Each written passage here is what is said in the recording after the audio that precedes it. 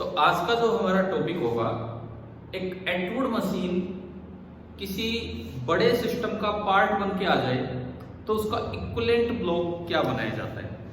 तो आज जो हम शुरुआत करने वाले हैं, this is equivalent block for an Atwood machine. और कैसे ये चीज हमारे काम आएगी, हम इसको बड़े ध्यान से सीख रहे होंगे। Equivalent block for an Atwood machine. देखिए क्या कुछ इसमें होना है, ये मैं आपको दिखाता हूं। सबसे पहली बात कि ये कोई एक नॉर्मल एटवुड मशीन मैंने ली, कोई भी नॉर्मल एटवुड मशीन, और इस रस्सी के नीचे आपने एटवुड मशीन अटैच कर दी। एक साइड ब्लॉक है M1 और एक साइड ब्लॉक है M2, ये है। तो आपने और हमने सीख रखा है ये चीज कैसा भी मोशन हो, इस रस्सी में जो टेंशन जनरेट होती है, कैसा भी मोशन हो, इस रस्सी में जो टेंशन जनरेट होती है उसका फॉर्मूला हमने सीखा हुआ है 2m1m2 upon m1 plus m2 into g। ये फॉर्मूला हमने याद किया हुआ है। अब बात आती है इस रस्सी में जो टेंशन होगी, मैं उसको T डैश बोल देता हूं, क्योंकि ये पुली मासलेस होती है, तो नीचे वाली रस्सी इस पुली को T और T 2T से खींचेगी, ऊपर वाली T डैश से खींचेगी, और ये रेस्ट पे, और हमने पीछे भी ये सवाल किए हैं, तो T डैश बराबर हुआ करता है 2T के। T डैश में जब ये 2T रखोगे तो ये बना 4m1m2 upon m1 plus m2 into g। अब ये चीज हमें क्या बताती है, ये चीज हमें ये बताती है कि इस रस्सी में जो टेंशन आई ना, ये ऐसी टेंशन आ गई जैसे आपने एक ब्लॉक लटका दिया इतने मास का। दिस इज इक्विवेलेंट टू कि ये छत है, छत के साथ एक रस्सी है। पूरी एटवुड मशीन की जगह आप एक ब्लॉक लगा दीजिए जिसका मास मैं कैपिटल M बोल रहा हूं। This is equivalent block. और अगर यहां भी टेंशन T डैश हो, तो ये ब्लॉक इस अरेंजमेंट का, ये ब्लॉक जो है ये इस अरेंजमेंट का इक्विवेलेंट ब्लॉक हो गया, इस एटवुड मशीन का इक्विवेलेंट ब्लॉक हो गया। और यहां अगर मैं देखता हूं तो नीचे mg, ऊपर T डैश की रेस्ट पे है, तो T dash is equal to mg। Equation number 1, equation number 2। तो अगर मैं इनको कंपेयर करूं, comparing equation 1 and 2, comparing equation number 1 and 2, अगर मैं इन दोनों को कंपेयर करूं तो जो हमारा जो मास आएगा, इक्विवेलेंट मास कैपिटल M, वो बराबर आ रहा है 4m1m2 upon m1 plus m2। This is equivalent mass. यानी कि कहीं किसी बड़े सिस्टम का एक छोटा पार्ट एटवुड मशीन हो, तो आप उस एटवुड मशीन की जगह एक सिंगल ब्लॉक ऊपर वाली जो भी रस्सी होगी उसके साथ लगा देंगे और उसका मास ले लेंगे 4m1m2 upon m1 plus m2, और उससे जो सिस्टम है वो छोटा हो जाएगा, और उससे फिर हम डायरेक्ट हमारे उस सिस्टम को आगे बढ़ा पाएंगे। समझ आया ये? इसमें M क्या है? हमने, मैं एक बार दोबारा बताता हूँ ये क्या बनाया है। ये एक रियल एटवुड मशीन है,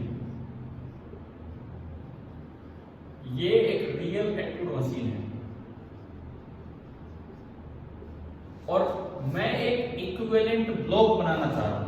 मतलब इस पूरे एटवुड मशीन की जगह अगर मैं एक ब्लॉक लगा दूं तो भी बाहर वाली रस्सी में टेंशन सेम है। तो ये जो मैंने दिखाया है, ये this is equivalent block, and ये जो है ये दिस इज एटवुड मशीन।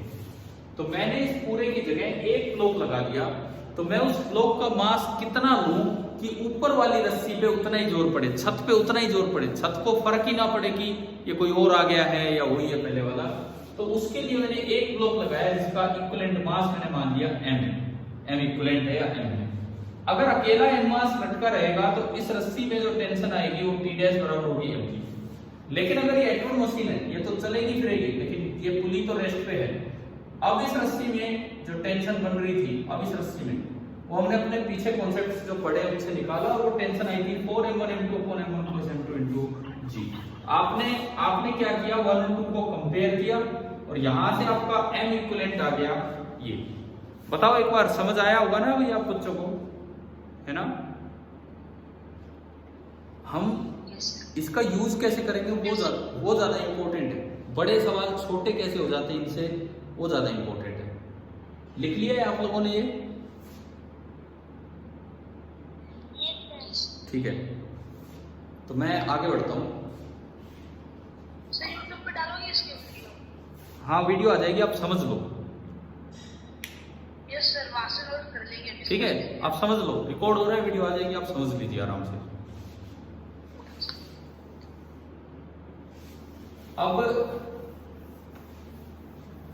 देखो इसका यूज देखते हैं एक दो सवालों में कि कैसे बड़े सवाल छोटे हो जाते हैं। जैसे मान लो एक क्वेश्चन आपको दिया गया कि ये कोई छत है, इसके साथ ये एक लाइट खुली है और यहां कोई एक ब्लॉक ए लगा दिया 2 kg मास का। यह आपका ब्लॉक ए है जिसका मास है 2 kg। अब दूसरी साइड में ब्लॉक ना देके एक और एक्टूड मशीन दे रहा हूं।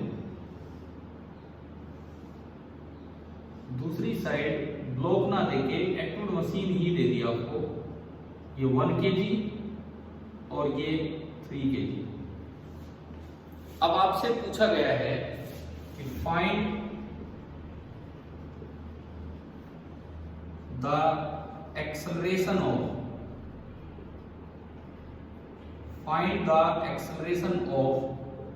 block A, ये सवाल आता है। तो इसमें एक एक्टूड मशीन है या दो दिख रही है आपको? दो, एक ये वाली और एक ये वाली। तो ऐसे में क्या करना होता है आपको, ब्लॉक अगर मान लो इधर एक ही ब्लॉक होता, अगर इधर एक ही ब्लॉक होता तो मैं डायरेक्ट आंसर लगाता m1 minus m2 upon m1 plus m2 into g, उस तरह का एक्सेलरेशन हमने याद किया होगा। लेकिन ऐसे सवालों में आप क्या करेंगे, सबसे पहले इस साइड एक्टूड मशीन को एक इक्विवेलेंट ब्लॉक से रिप्लेस कीजिए। इस साइड की एक्टूड मशीन को आप एक इक्विवेलेंट ब्लॉक से रिप्लेस कीजिए। तो इसका m इक्विवेलेंट अभी जो फॉर्मूला पढ़ा था कितना बनेगा, 4m1 m2 upon m1 plus m2। 1 plus 3 4 से 4 गया, यानी कि इसका m इक्विवेलेंट मेरे पास आ गया 3 kg। समझ आया कैसे निकाला हमने m इक्विवेलेंट? ठीक है, अब इतने पूरे बड़े डिब्बे को मैं रिप्लेस कर सकता हूं, इतने पूरे बड़े डिब्बे को मैं रिप्लेस कर सकता हूं एक मास से। इस पूरे को मैं एक मास से रिप्लेस कर रहा हूं, तो वो आप देखिए यहां पे ये मैंने ब्लॉक लगाया ना, सॉरी पुली दिखाई। एक साइड आपका ब्लॉक है ए जिसकी एक्सेलरेशन आपको निकालनी है 2 kg, और दूसरी साइड एक ब्लॉक बन गया। कितने केजी का एक ब्लॉक बना वो हमने देख लिया, और ये मैंने इक्विवेलेंट ब्लॉक यहां पे लगा दिया, और जो इक्विवेलेंट ब्लॉक आएगा उस इक्विवेलेंट ब्लॉक का जो मास है दैट इज 3 kg। क्या आपको इक्विवेलेंट डायग्राम बनाना समझ आ गया कैसे बनाया हमने? ठीक है, अब आप ये देखो कि एक इधर जाएगा, ऊपर जाएगा या नीचे जाएगा? मासेस को देखते हुए, उधर भारी मास है, इधर हल्का मास है, तो ए जो है वो ऊपर जाएगा, और मैंने माना कि एक्सेलरेशन ए है। और अब ये एक एक्टूड मशीन बन गई, अब एक सिंगल एक्टूड मशीन बनी। सिंगल एक्टूड मशीन में तो हमें शायद एक्सेलरेशन निकालना आता है। सिंगल एक्टूड मशीन में acceleration m2 minus m1 upon m2 plus m1 और into g। तो भारी में से कम घटाओ, 3 माइनस 2 अपॉन 3 प्लस 2 और इंटू जी। तो जो एक्सेलरेशन ऑफ ब्लॉक ए आया, this is simply coming out g/5। अब डिपेंड करता है आपके ऑप्शन जी में है या आपके ऑप्शन वैल्यूज में है। तो g/5 आ गया और ये नियरली आ रहा है 2 मीटर पर सेकेंड स्क्वायर। जी की वैल्यू को अगर हम 10 मानते हैं तो ये समझ आ गया है शायद हमें, ठीक है? ठीक है।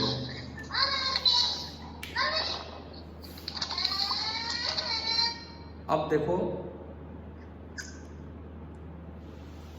ये नोट आप कर लीजिए, इसके बाद हम आगे बढ़ते हैं। मतलब ये कॉन्सेप्ट क्या था वो समझ।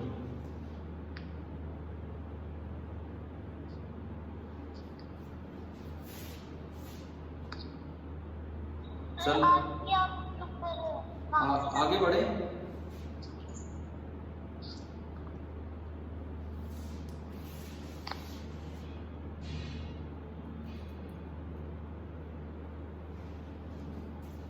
चलिए मैं इसको हटाता हूं।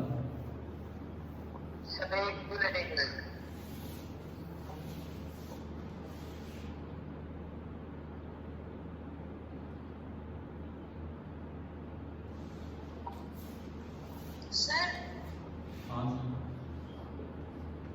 आप सर अभी समय का से पढ़ा दिया करो, फिर सर आपके सबको वीडियो देख देख के यूट्यूब वाली वहां से सर नोट्स बना लेंगे।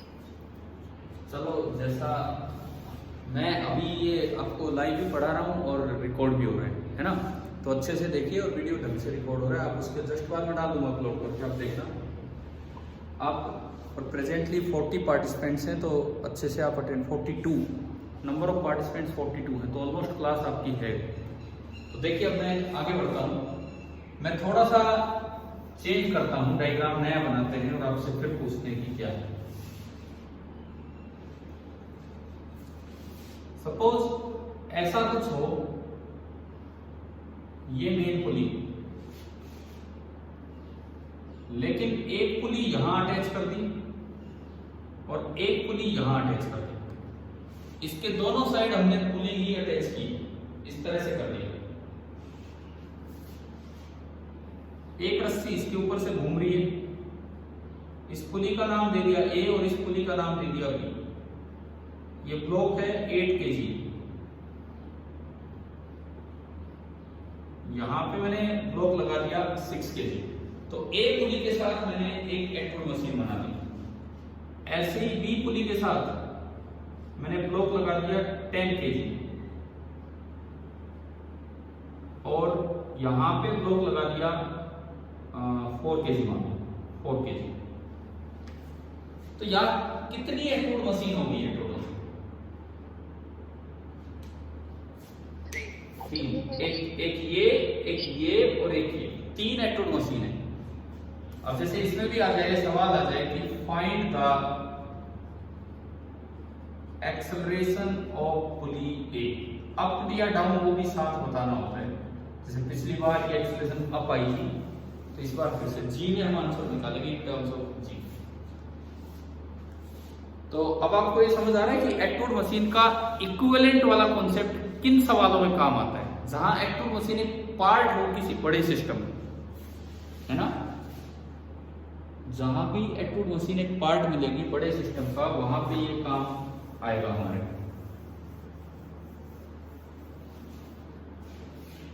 तो हम इसमें देखते हैं, मैं क्या करूं, मैं इसको रिप्लेस करूं एक छोटी एक्टोड मशीन से। मैं इसको रिप्लेस करूं एक छोटी एक्टोड मशीन से। इधर एक ब्लॉक में इधर लगाऊं और उसको नाम डाल दिया मैंने ए, पुली ए की जगह।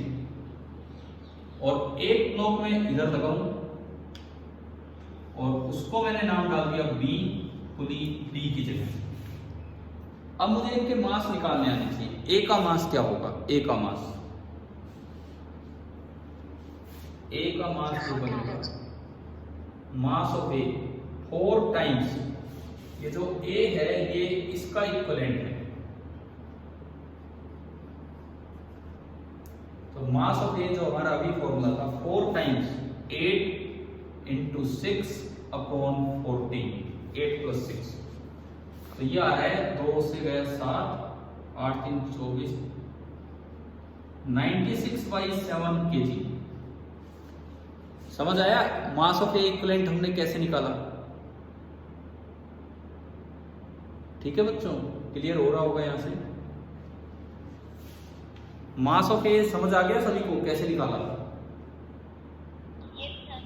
अब हम निकाले मास ऑफ बी, इधर वाले ब्लॉक का मास, तो 4 times m1 10, m2 4 upon 10 plus 1 10 plus 4 14, 40 और 2 80, 80/7 kg।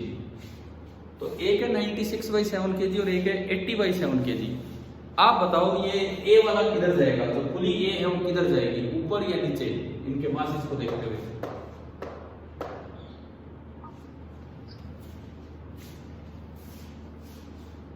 ऊपर जाएगी नीचे जाएगी? ए का मास ज्यादा है,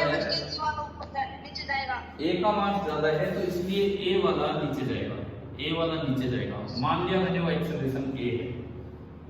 तो अब तो हमारे पास एक सिंगल एक्सट्रूड मशीन बन गई, और सिंगल एक्सट्रूड मशीन का तो एक्सेलरेशन हमें निकालना आता ही है। सिंगल एक्सट्रूड मशीन का एक्सेलरेशन बड़ा मास माइनस छोटा मास 96/7 माइनस 80/7 अपॉन 96/7 प्लस 80/7 और इनटू जी। ये फॉर्मूला हमें याद ही। अगर हम इसको अप्लाई करें, 7 तो एलसीएम आके कट लेगा, 96 माइनस 18 16 अपॉन 176 इनटू जी। 7 से 7 गया और ये तो 11 से कट गया, ये आ रहा है g/11, और जो इसकी एक्सेलरेशन है उसकी डायरेक्शन आई ए की डाउन, तो हमारी एक्सेलरेशन आ गई g/11 डाउन।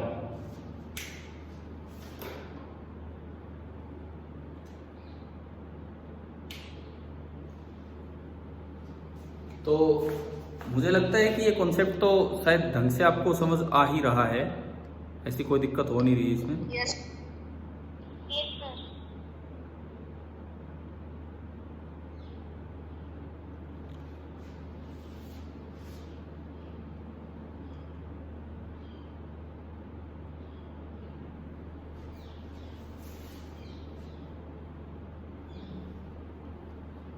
चले आगे बढ़े। आज एक कॉन्सेप्ट हमने सीख लिया है कि अगर एक्सट्रूड मशीन एक बड़े सिस्टम का पार्ट बन के आए तो हमें किस तरह से उस सिस्टम को छोटा करके आगे जाना होता है। ये वाला पार्ट हमने यहाँ पे सीखा है।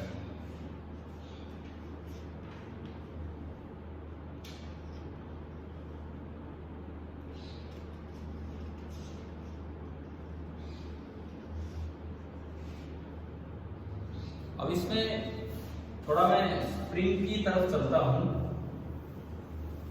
कल एक दो बच्चे मिस कर गए थे, जरा सा पॉइंट दोबारा बता के और फिर हम उस चीज को यूज करेंगे। हम लोगों ने स्प्रिंग में ये सीखा था कि सबसे पहली बात, स्प्रिंग ये कोई स्प्रिंग है, ये कोई ब्लॉक अटैच है और इस ब्लॉक का मास है m और स्प्रिंग का फोर्स कांस्टेंट है k, और फिलहाल ये स्प्रिंग अपनी नेचुरल लेंथ में है l।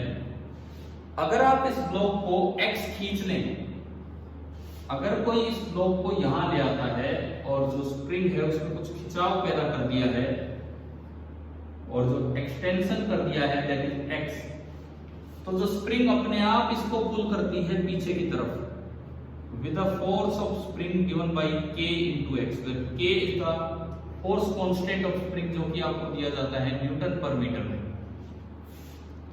दूसरी बात, अगर कोई इस ब्लॉक को इधर ले आए, यानी कि स्प्रिंग को कंप्रेस कर दे, अगर कोई इस ब्लॉक को इधर ले आए यानी कि स्प्रिंग को कंप्रेस कर दे, यहीं पे मैं दिखा रहा हूं, अगर आप ब्लॉक को इधर की तरफ ले आते हैं और स्प्रिंग कुछ कंप्रेस हो गई है और जो उसकी नेचुरल लेंथ थी आपने वहां से x कंप्रेस कर दिया, तो स्प्रिंग इस पे बाहर की तरफ धक्का लगाएगी और अब भी जो स्प्रिंग फोर्स होगा वो सिंपली k into x होगा, where k is the spring constant of the spring। एक पॉइंट तो ये था स्प्रिंग फोर्स में, एक पॉइंट तो ये था कि स्प्रिंग की आदत होती है अगर वो अपनी नेचुरल लेंथ में है तो वो किसी को कुछ नहीं कहेगी, लेकिन अगर आप उसको थोड़ा डिस्टर्ब करेंगे, अगर आप उसको थोड़ा डिस्टर्ब करेंगे तो वो भी आप पे फोर्स लगा देगी। तो अगर आपने ये लिखा हुआ है स्प्रिंग वाला तो आप दोबारा ना नोट करें। मैं एक बार एक काम जो पिछली क्लास जो रिकॉर्ड नहीं हुई थी, कुछ बच्चों की मिस हो गई थी, तो वो बता रहा हूँ, इसको दोबारा ना लिखें। हाँ, वो इक्विवेलेंट मास और पुली वाला लिख लेना। तो एक चीज तो ये है, शायद ये हमें समझ आ गया होगा कि स्प्रिंग फोर्स कैसे लगता है और कितना लगता है और किधर लगता है।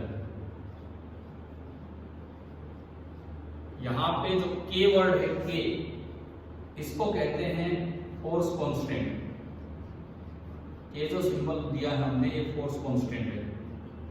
एल जो है दैट इज ना, जिस बच्चे ने नोट कर रखा हो दोबारा ना लिखें, एक रिपीटिशन हो रहा है उन बच्चों के लिए जिनका मिस हो गया था, रिकॉर्ड भी नहीं हुआ था, इसलिए एल है नेचुरल लेंथ।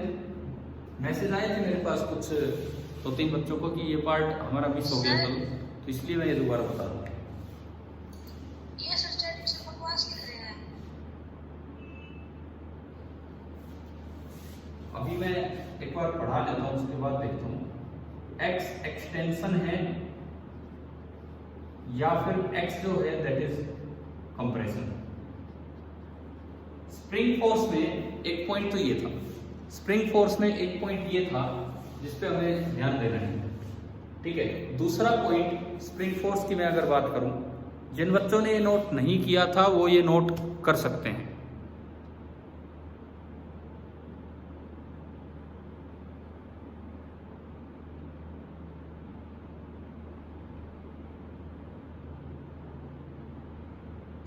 इसका वीडियो नहीं है सर। हो गया नोट? इसका वीडियो नहीं था, कल रिकॉर्ड नहीं हुआ था, इसीलिए मैं दोबारा से बता रहा हूँ। चलो ये तो हो ही गया। एक इसमें छोटा सा पॉइंट ये था कि सीरीज एंड पैरेलल कॉम्बिनेशन। एक इसमें छोटा सा पॉइंट था सीरीज एंड पैरेलल कॉम्बिनेशन।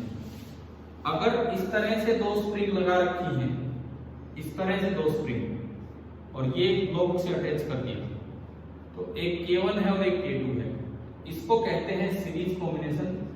आप इन दोनों की बजाय एक अकेली स्प्रिंग लगा देंगे, एक अकेली स्प्रिंग, और उसका नाम K का K इक्विवेलेंट होगा और इसका K इक्विवेलेंट का फॉर्मूला था 1/K equivalent is equal to 1/K1 plus 1/K2। दूसरा पॉइंट, अगर आपने इस तरीके से दो स्प्रिंग लगा रखी है, ये K1 ये K2, या फिर इवन इस तरीके से भी लगा रखी है, ये K1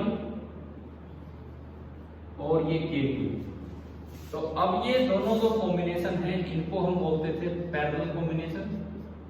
और इन दोनों की जगह आप एक स्प्रिंग लगा सकते हैं, इन दोनों की जगह आप एक स्प्रिंग लगा सकते हैं और उसका K होगा K इक्विवेलेंट।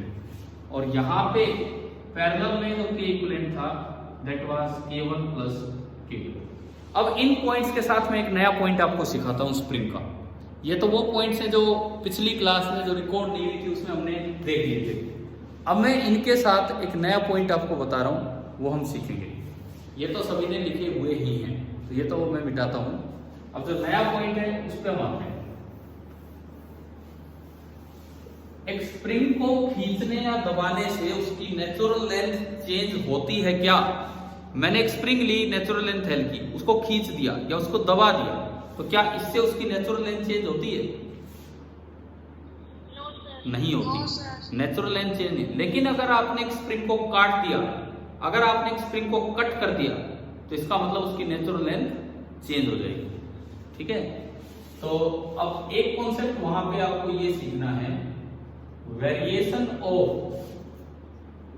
के force constant of spring with L. L का मतलब है natural length of spring. Force constant of spring change हो जाता है नेचुरल लेंथ चेंज होने से, वो हमें सीखना है। वो कैसे कैसे होगा वो देखिए आप। जैसे मान लो ये कोई एक स्प्रिंग है, ना इसको कंप्रेस कर रखा है ना इसको एक्सटेंड कर रखा है, इसकी नेचुरल लेंथ है एल और इसका स्प्रिंग कांस्टेंट है के। अगर मैं इसको कट कर दूं, सपोज दो हाफ पार्ट्स में, ये क्या ले आए हम, क्या ले आए, काट मीटिंग खत्म हो जाएगी। कोई बात नहीं, हो जाएगी। अभी हम ये बताओ हम लेके क्या आए, मीटिंग तो खत्म होती रहती है। ये क्या लेके आए हम, कोई भी सीजर, कोई कैंची या कुछ इस तरह का अरेंजमेंट जिससे कि इसको काटा जा सके। तो हम ये लेके आ गए और हमने इसको ना बराबर लंबाइयों में काट दिया। इधर भी लेंथ l/2 है और इधर भी लेंथ l/2। तो मुझे दो पार्ट्स मिले और उनमें से एक पार्ट की जो लंबाई होगी, वो कितनी होगी, l/2। तो क्या इसका फोर्स कांस्टेंट सेम रहेगा जो पहले था या चेंज हो गया है? क्या इसका फोर्स कांस्टेंट सेम रहेगा जो पहले था या चेंज हो गया? तो देखो इसके लिए एक रिजल्ट याद रखना, के जो होता है वो इनवर्सली प्रोपोर्शनल होता है नेचुरल लेंथ के। आप उसको खींच दो, आप उसको दबा दो, उससे कभी के चेंज नहीं होगा।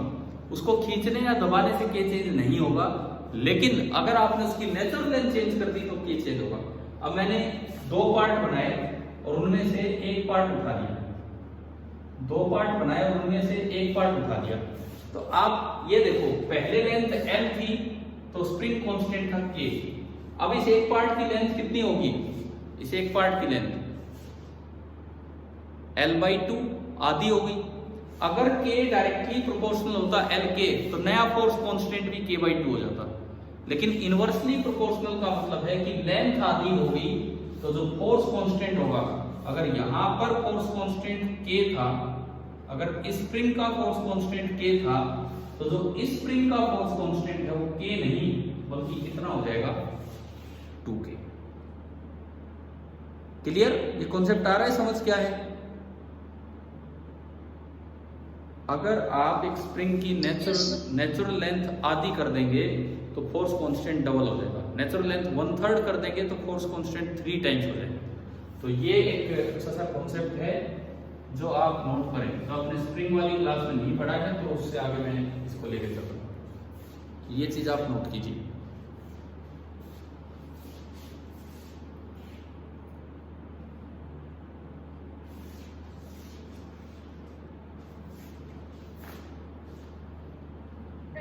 अब हम इसमें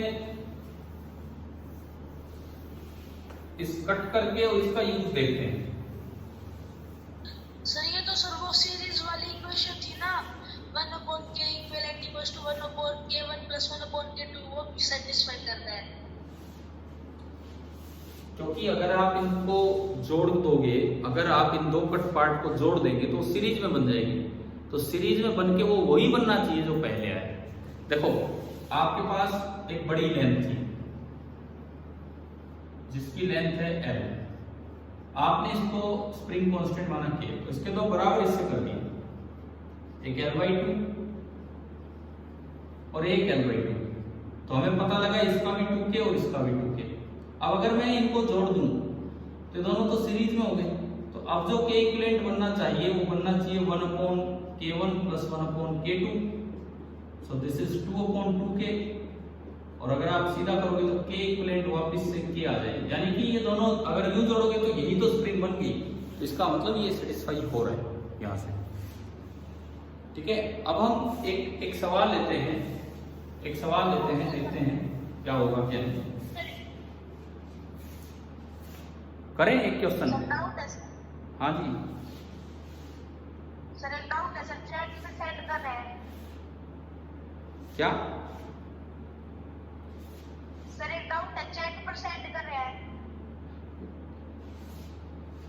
A trolley of mass m is going with a constant velocity due to rain. Water is अच्छा सुनो, ये जो मास कलेक्शन का या मास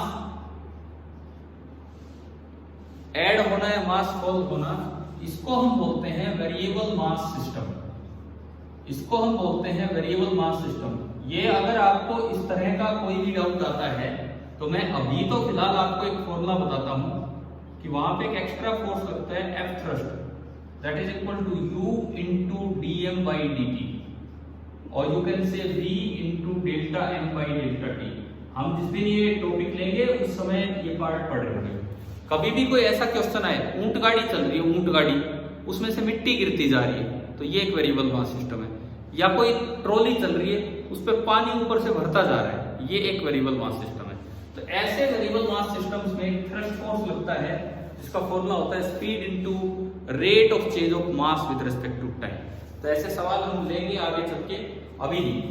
अभी आज हम एक और चीज, आप जिस बच्चे ने ये चैट में डाउट भेजा वो अपना इस क्वेश्चन से, इस फॉर्मूले से सोल्व करने की कोशिश करें। नहीं तो टॉपिक आएगा उसमें हम देख रहे होंगे, नहीं तो आप मेरे व्हाट्सएप नंबर पे सेंड करना बाद में, अगर आपको अलग से चाहिए तो। अब मैं एक क्वेश्चन लेता हूं स्प्रिंग कट करने पे। ये एक स्प्रिंग थी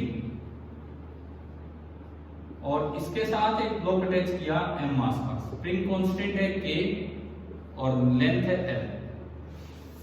क्वेश्चन कहता है now the spring is cut into n equal parts and all the parts are connected in parallel। Spring को n इक्वल पार्ट्स में कट किया और ये सारे के सारे पार्ट्स आपके किस में कनेक्ट हो गए हैं, पैरेलल में कनेक्ट कर दिए। फाइंड k इक्विवेलेंट क्या बनेगा, जो उनकी बजाय अगर मैं एक स्प्रिंग लगाऊं तो स्प्रिंग का मुझे k क्या लेना चाहिए, k इक्विवेलेंट क्या लेना चाहिए, ये आपका क्वेश्चन है।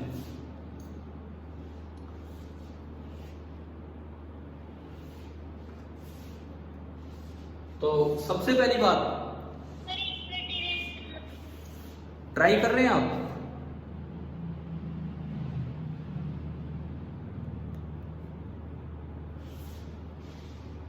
चलिए क्वेश्चन, ये क्वेश्चन होमवर्क में, ये होमवर्क है, ठीक है। मैं आज की ये क्लास अभी ऑफ करूंगा,